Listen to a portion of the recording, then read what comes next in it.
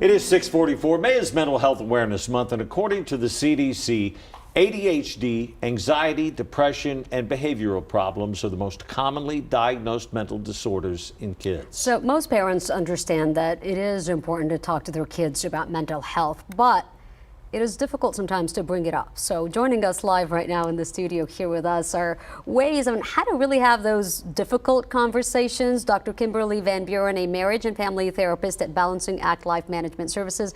Good to have you here with us this morning. Thank you for having me. How do you take that first step of bringing up such a difficult and really sensitive subject, especially with children? Yeah, it is very difficult, but as the adults in our parents' lives, as the adults in our children's lives, it's really important that we educate ourselves first, right? So we need to be well abreast upon what mental health is, what it looks like, what are the things we can do to have our own healthy choices, how we can get good rest, manage our stress, and we need to know that for ourselves before we can even talk to our kids about it. All right, so I have a 13-year-old. My oldest son is 13 years old, and it's a really difficult time for for a boy at 13. You still want to be a boy. You want to be a man.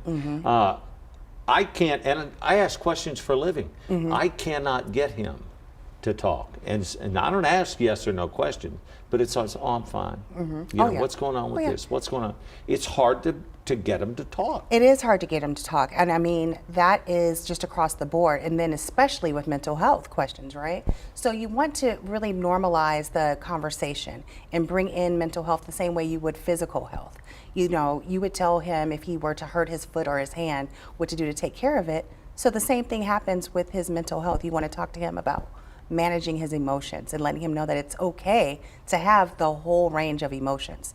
A lot of us have been hearing like, oh, positive vibes only, and we only want to be happy all the time, when that's just not real life. So it's okay to open up and be able to talk about those. Now, in the cases where they still refuse to really, have that conversation with you, are there any warning signs that you should be looking for that this is a time to get help now? I would definitely look into a change in appearance, right? If they have a drastic weight loss, weight gain, that's an indicator that something might be going on.